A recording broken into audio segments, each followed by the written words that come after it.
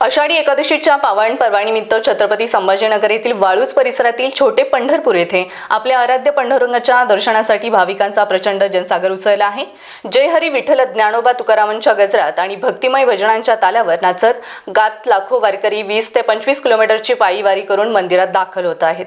भाविकांच्या सेवेसाठी मार्गावर ठिकठिकाणी फराळ पिण्याच्या पाण्याची व्यवस्था करण्यात आली आहे। तसेच कायदा व सुव्यवस्था अबाधित राहावी यासाठी मोठा पोलीस बंदोबस्त तैनात करण्यात आला असून वरिष्ठ पोलीस अधिकारी स्वतः परिस्थितीवर लक्ष ठेवून आहेत।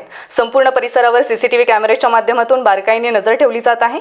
आज महाराष्ट्राचं मिनी पंढरपूर वाळूज इकडे जवळजवळ 10 लाख लोक चालत येत असतात।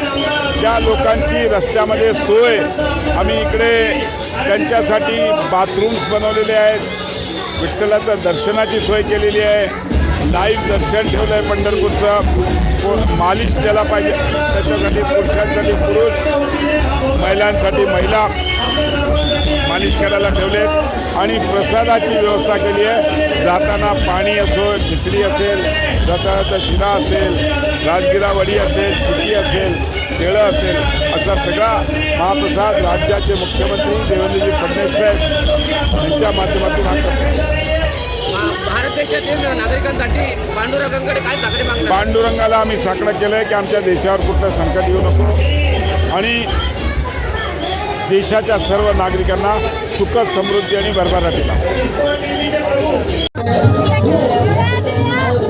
आज आषाढी एकादशी निमित्त जे भक्त मोठ्या पंढरपूरला जाऊ शकत नाही ते भक्त छोट्या पंढरपूर म्हणजे छत्रपती संभाजीनगर येथील छोट्या पंढरपूर या ठिकाणी दर्शनासाठी जात असतात। आणि आपण बघू शकता छत्रपती संभाजीनगरहून कशा प्रकारे या ठिकाणी मोठ्या संख्येने भाविक भक्त जे आहे पंढरपूर येथील छोट्या मिनी पंढरपूर येथील पांडुरंगाच्या दर्शनासाठी जाताना आपल्याला दिसत आहे। मोठ्या संख्येने या ठिकाणी हे जे भक्त आहे पांडुरंगाचे दर्शन या ठिकाणी घेणार आहेत। आणि जवळपास सांगण्यात आलेले आहे की आज जवळपास या ठिकाणी 15 लाख भक्त पांडुरंगाचे दर्शन घेणार आहे। आणि याच्यासाठी पोलीस प्रशासनाच्या पोलीस प्रशासनाच्या वतीने देखील व्यवस्थित व्यवस्था करण्यात आलेली आहे। आणि या ठिकाणी फराळाची सुद्धा व्यवस्था करण्यात आली। दीदी काय सांगणार आपलं? दीदी एक मिनिट, काय सांगते आपलं? तुला कसं वाटतं पांडुरंग दर्शन करणार?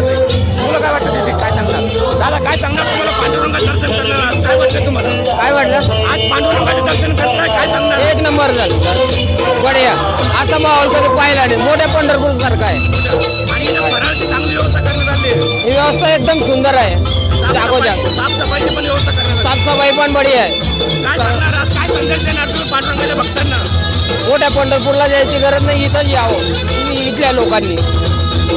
हे होते आपल्यासोबत ते पांडुरंगाचं दर्शन घेण्यासाठी छोट्या पंढरपूरमध्ये जात आहे। आणि त्यांनी आपल्याला या ठिकाणी प्रतिक्रिया दिली आहे की जे लोक मोठ्या पंढरपूरमध्ये नाही जाऊ शकत त्यांनी छोट्या पंढरपूरमध्ये जाऊन दर्शन घ्यावे। स्टार महाराष्ट्रासाठी सुनील वैद्य, छत्रपती संभाजीनगर। नवनवीन घडामोडी पाहण्यासाठी स्टार महाराष्ट्र न्यूजला सबस्क्राईब करा आणि ताज्या बातम्यांचे अपडेट मिळवण्यासाठी बेल आयकॉनला प्रेस करा।